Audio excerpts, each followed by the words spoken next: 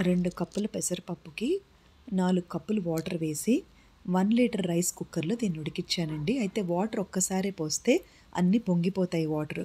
అయితే మనం వాటర్ మొత్తం పొంగిపోకుండా కొంచెం కొంచెం వాటర్ ఏసుకుంటూ జాగ్రత్తగా కలుపుతూ దీన్ని వండుకోవాలి. ఆ తర్వాత పెసరపప్పుని మనం మిక్సీ పట్టుకుంటే చాలా టేస్టీగా ఉంటుందండి. పెసరపప్పు కొంచెం వేయించుకొని వండితే కూడా దాని టేస్ట్ చాలా డిఫరెంట్‌గా ఉంటుంది. అలా కాకుండా ఇది ఇప్పుడు ఉడికిపోయింది, బాగా మెత్తగా ఉడికింది పప్పుని. జస్ట్ గరిటెతో మెదిపితే కూడా అది ఇలా పల్చగా అయింది. బాగా పల్చగా లేకుండా, బాగా గట్టిగా లేకుండా మీడియంగా ఉంది. అది మనకి అన్నంలో తినటానికి కంఫర్టబుల్‌గా ఉంటుంది. అయితే ఈ లోపల ఆ పప్పును పక్కన పెట్టి కాసేపు ఈ స్టవ్ మీద పాన్ పెట్టుకొని ఒక 3 చెంచాల పల్లి నూనె వేశానండి. అయితే పల్లి నూనె కనుక మనం దగ్గరుండి మనం పట్టించుకోగలిగితే అది ప్యూర్‌గా కూడా ఉంటుంది. తర్వాత అరోమా కూడా బావుంటుంది.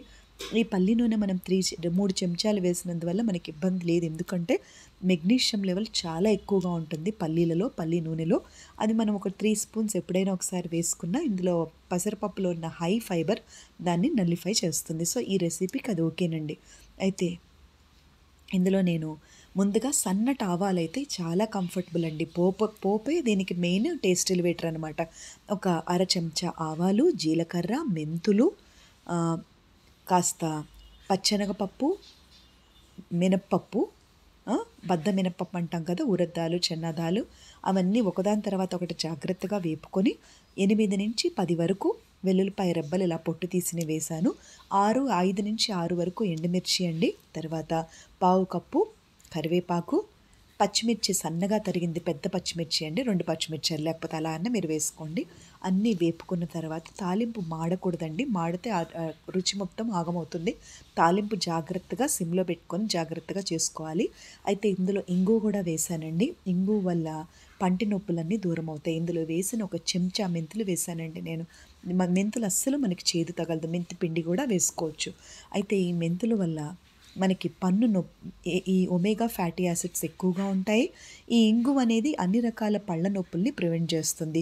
టూత్ డికే అంటాం కదా! టూత్ గనక అంటే గమ్ బ్లీడింగ్ గానీ, టూత్ డీకేస్ గానీ, లేపోతే పంటికి సంబంధించిన చిన్న చిన్న చిగురు వాపులు, ఆ నొప్పులు అవన్నీ ప్రివెంట్ చేయడానికి ఇంగువ చాలా బాగా హెల్ప్ చేస్తుంది. అందులో యాంటీ ఏజింగ్ ఎలిమెంట్స్ కూడా ఉంటాయి. ఇంకపోతే మెంతుల గురించి రోజు మనం మాట్లాడుకుంటాం కదా! ఒమేగా ఫ్యాటీ యాసిడ్స్ ఎక్కువగా ఉంటాయి. తర్వాత ఇందులో యాంటీ డయాబెటిక్ ప్రాపర్టీ ఎక్కువగా ఉండటం వల్ల షుగర్ లెవెల్స్‌ని తగ్గిస్తుంది మెంతులు. తర్వాత ఫీమేల్స్‌కి చాలా బెనిఫిషియల్ ఇది. డిస్మెనోరియాని కంట్రోల్ చేయడానికి. అట్లా ఎందుకు చెప్పడం అంటే ప్రతిరోజు మన కిచెన్‌లో మనం యూజ్ చేసే హెర్బ్సే మనకి బెస్ట్ మెడిసిన్ అవ్వాలి. Food is the great medicine అనమాట. Taste is never far to nutrition అనే కాన్సెప్ట్‌తో నేను స్టార్ట్ చేశానండి. అయితే ఇందులో మనం తీసుకున్న పెసరపప్పుతో బ్లాటెడ్ అబ్డామిన్ అనేది జరగదు. హై ఫైబర్ ఫుడ్ కాబట్టి కడుపు నొప్పి లేకుండా ఉంటుంది. ఎంత తిన్నా కూడా ఈజీగా డైజెస్ట్ అవుతుంది కాబట్టి చిన్నపిల్లలకు కూడా ఇది చాలా కంఫర్టబుల్ అనమాట. అదే వండుకునే విధానం బట్టి ఉంటుందండి. మిక్సీ కనుక పట్టుకుంటే క్వాంటిటీ కూడా ఎక్కువగా వస్తుంది. చక్కటి కమ్మటి రుచి ఉంటుంది. నేను ఇక్కడ మిక్సీ పట్టలేదండి. నేను గరిటెతోనే మెదిపాను. జనరల్‌గా చెప్తున్నాను. ఆ తర్వాత ఎక్కడా కూడా తాలింపు మాడలేదు చూడండి. తాలింపు అంతా కూడా అందులో వేశాను. ఇంకొక యూజ్‌ఫుల్ టిప్ ఏంటంటే నేను గతంలో చెప్పానండి. తాలింపు అనేది ఒకేసారి మనం చక్కగా ఒక బాటిల్‌లో నింపుకొని పెట్టుకుంటే వేసుకొని ఒక 1 మంత్ అయినా తాలింపు పాడవదండి. తాలింపు చక్కగా ఉంటుంది. నెలైనా కూడా తాలింపు పాడవదు. సో, అలాంటి తాలింపుని మనం ఇక్కడ ఉపయోగిద్దాం. మనం ఒకవేళ ఫ్రిడ్జ్‌లో పెట్టుకున్నామనుకోండి, చక్కగా తాలింపు అనేది మనకి అప్పటికప్పుడు మనం ఇన్‌స్టంట్‌గా వాడుకోవచ్చు. Please subscribe.